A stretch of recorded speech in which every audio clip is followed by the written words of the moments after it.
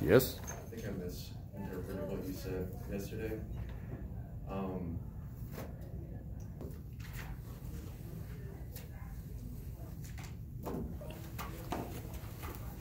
Any questions?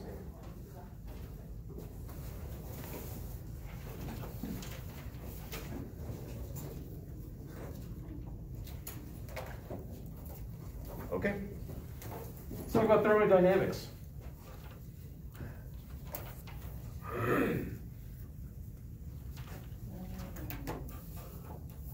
Sorry, I missed that. Latoya? What chapter? That's 15. I just repeated what you said. Ah, okay. 15 through 18. All right, so we've done a lot with basically forces, energy, that whole bit. When you start getting down into a small enough level, it becomes a lot more difficult to track the energy of an individual particle. And so more time is spent looking at, sort of statistically speaking, on average, what is going on. And so that's what's happening with thermodynamics. We still are dealing with energy here, except it's in a slightly different form.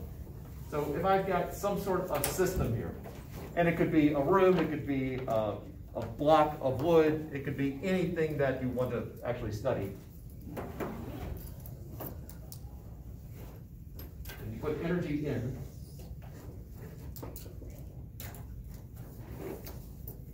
And two choices. If I put something into a container, it either stays or something comes out. There's not a whole lot of choice there, so we get energy out. Or we can have energy staying in there, so there's a change of energy.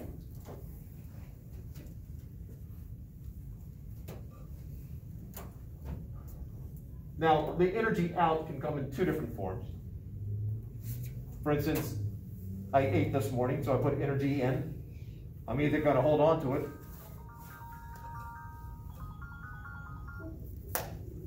I'm going to hold on to it, or I'm going to use it or get rid of it. So I can do the energy out by just direct transfer. In the case of people, it happens on the other side of this wall. Or I could actually do work. I could lift something up. I could move an object, stand up. So the energy that comes in can go out in different forms. The energy transfer we are talking about now in thermodynamics usually shows up in the form of other things. So, for example,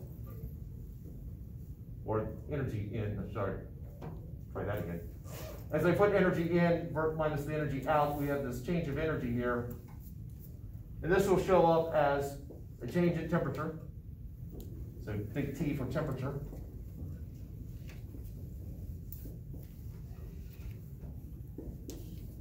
A change in length. I don't know if any of you have ever done what I think of as a classic of putting a metal lid on a jar, put it under hot water, and it'll expand a little bit, make it easier to take off. I'm seeing heads shaking no, probably don't have metal lids as much as they used to. Or we have a change in phase. This L here is for length.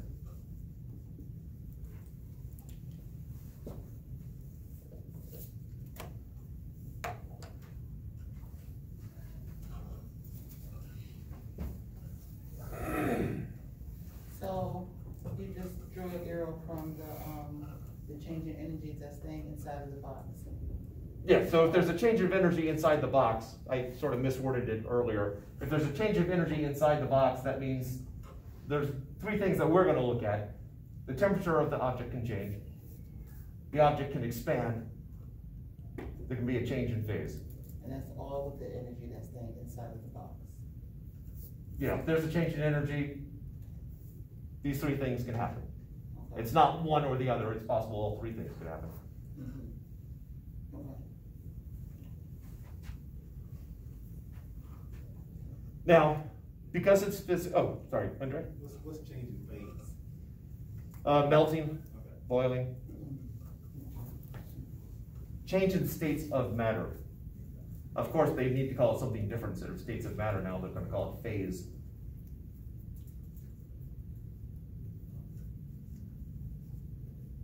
And also because, well, historically, probably comes from people developing these things separately, and why that they decided to come up with new words for it.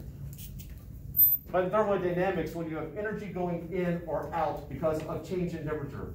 So if energy changes, so if energy flows, better wording, if energy flows because of difference in temperature, because of temperature difference,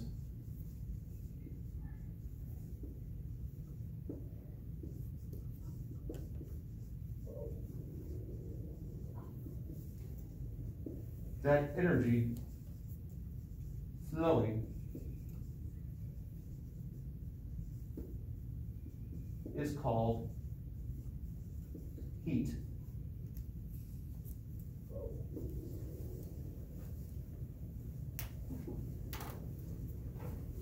And as you would expect, the symbol that is used for heat is a capital Q.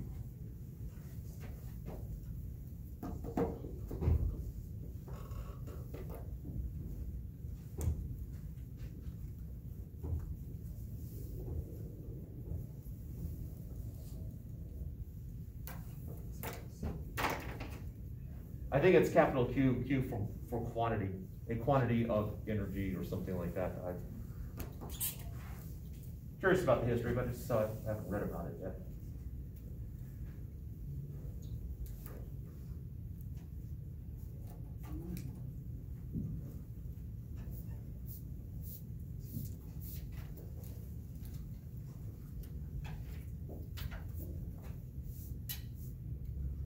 Now, we talked earlier when dealing with energy that we talked about there's kinetic and potential energy.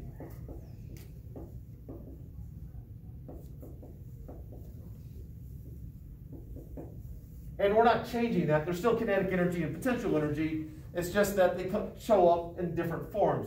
Temperature is just a form of kinetic energy. And it is possible to derive, it's not 110 appropriate, but it's possible to derive an equation which relates temperature to kinetic energy.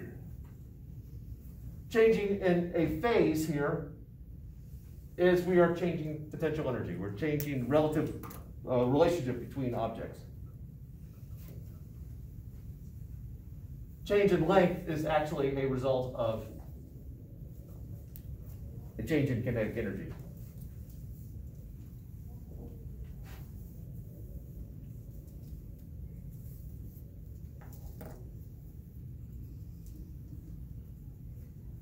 So we're not doing anything that's really new here yet. We're just calling it different things. Yeah. Just trying to keep you on your toes. I think. That's wrong. I still bust my head when I say I need to stop.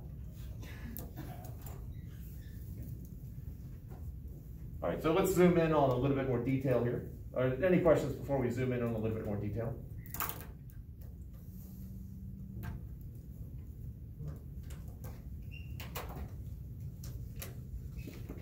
Temperature.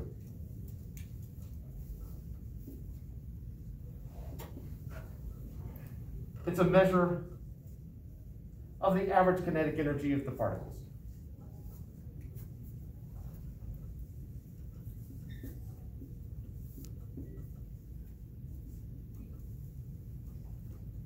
So the average temperature in the room is just, in theory, related to the average kinetic energy of all the molecules in the air.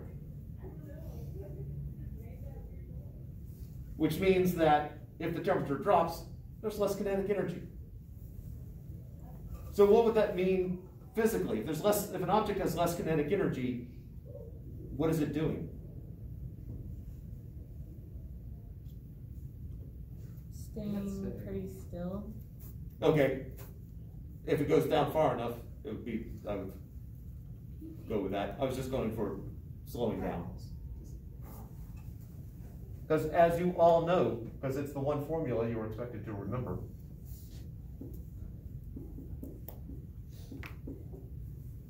so as the kinetic energy is dropping, that means the speed is getting less.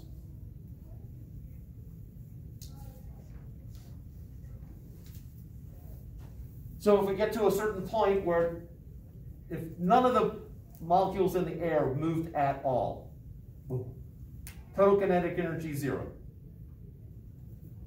We'd all be dead, but let's assume that we're observing it from far off, or I have a box here where all the particles in there stop moving. They have total kinetic energy of 0, and that's what the physicist said, hey, let's make that 0 on our temperature scale. So 0, I'm put a slash through it to indicate 0 and not O, because I'm going to follow it up with a K there. That's 0 Kelvin. Temperature at which particles stop moving.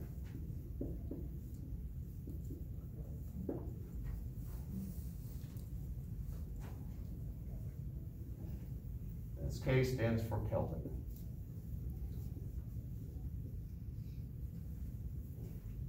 Named after Kelvin.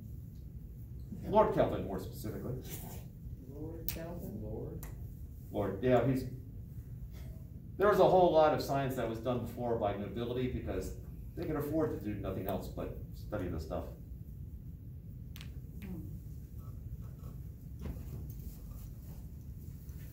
Okay. All right, so this is known as an absolute temperature scale.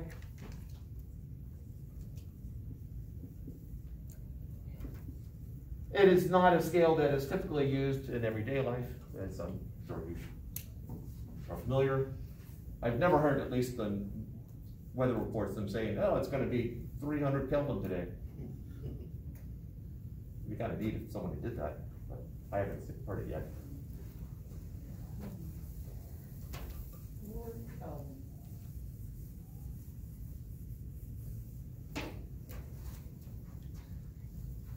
So at this point, if you're not familiar with, how many of you had not heard of Kelvin before this? Okay. So there's 4 major temperature scales that we use. Okay, there's 3 major ones that we actually use, and then there's a 4th one that I'm trying to keep alive. All right, so there's the Kelvin scale, where 0 Kelvin is absolute 0.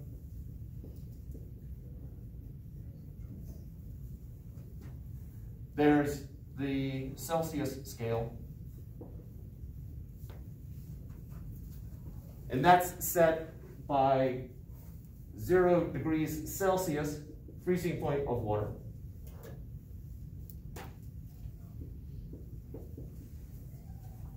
and 100 degrees Celsius, boiling point of water.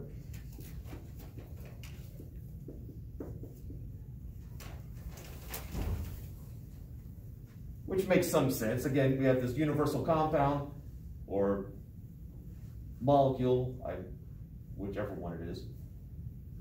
Molecule versus compound. Anybody got a definition that I'm going to remember? Okay. So we have this universal substance here, and so we set a scale based upon that. There's 100 gradients separating between the bottom and the top there. So sometimes I will refer to it, and occasionally other people refer to it, as centigrade.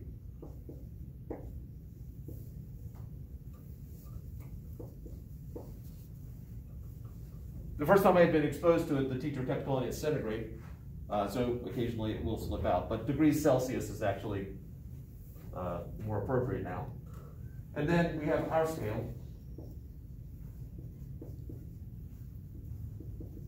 The Fahrenheit scale, which is set at 32 degrees Fahrenheit is the freezing point of water, and then 212 degrees Fahrenheit is the boiling point, which makes pretty much no sense at all of why you would set that, And that's basically because it was not set like that. That just was a consequence of what Fahrenheit did.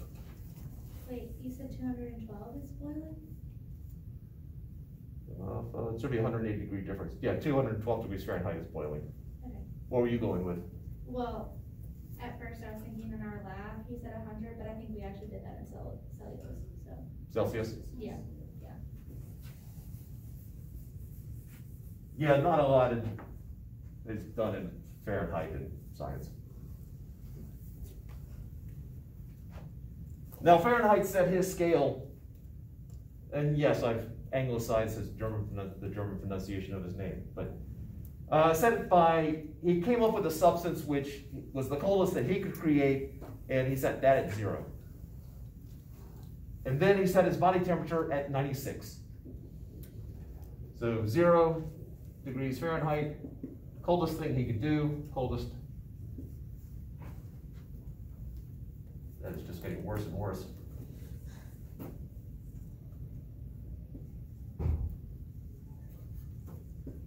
Coldest substance Fahrenheit could make.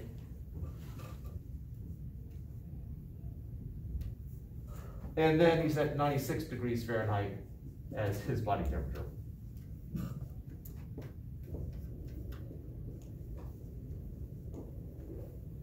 Anyone want to take a stab at why 96? You like that number?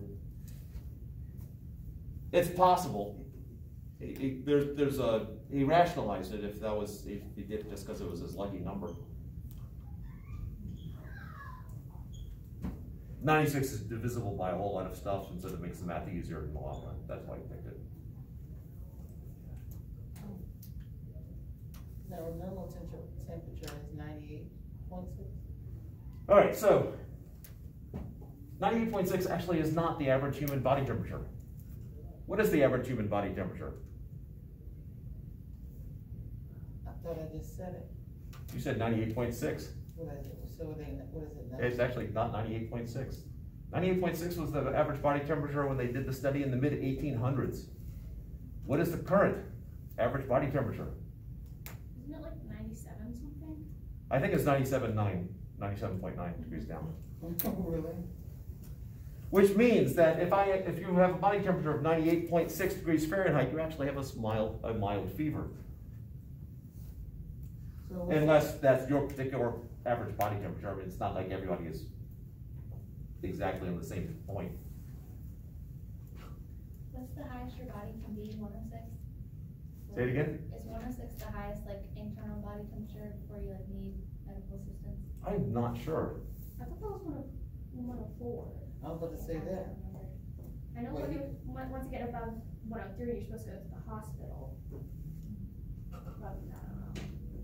I was thinking I hit 104 at one point, but that was, it's possible that the standard has changed about the point you rush to the hospital. It's also possible that my parents thought, we'll get over it.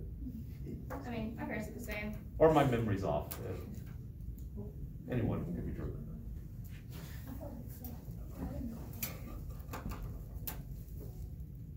97.9. Yeah. Okay. And he used that number because it was divisible by. 96 was divisible by 1, 2, 3, 4, 6,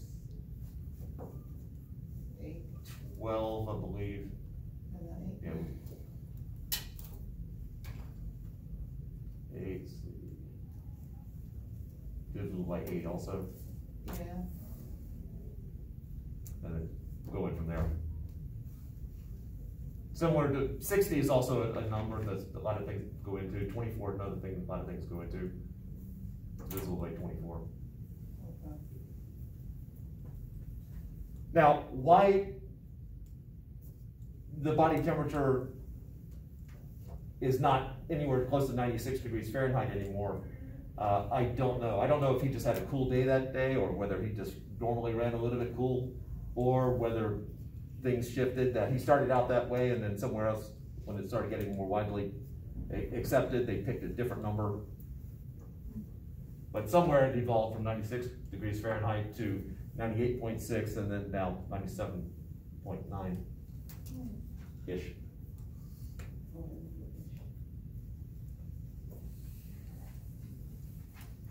So, obviously, what we use on a regular basis, what Europe uses on a regular basis, and I think most of the world, primarily because of European colonization, I believe. Kelvin, absolute scale, but we have an absolute scale on ours. Centigrade and Kelvin and Celsius go together. There's a direct relationship there that if I want to figure out what the temperature is in Kelvin, I take Celsius and add 273.15. So 20 degrees Celsius. Well, to convert to Kelvin, I add 273.15, and I get 293.15 Kelvin. And by the way, it is not degrees Kelvin, it's just Kelvin. But it is degrees Celsius. But in the US standard scale, what is zero? What is the unit? What is the temperature unit for which absolute zero is zero? And this is the unit I'm trying to keep alive. Kelvin? No, Kelvin is metric. Oh. It's the non-metric one. You never told us that one. I was just wondering if some of you had picked it up in your travels. The one that you were trying to keep over? Reagan. I feel bad for the guy. Hey, we're gonna name a unit after you. Hey, all right. But nobody's gonna know it. Occasionally I run into Rankin in various articles, only as a side note. And I'd have to, I don't suppose I actually wrote it down what the conversion number is. And that's the absolute zero of Fahrenheit? Yep. I did not write down what the conversion is. You take the Fahrenheit at 400 and something to get to it. To get to Reagan? To get to Reagan. Okay. What was that number again? Which one? To What? get to Fahrenheit from Reagan. Or get to Reagan from Fahrenheit. That's the number. At the break, I'll try to remember to either calculate it or look it up. Looking up probably be faster.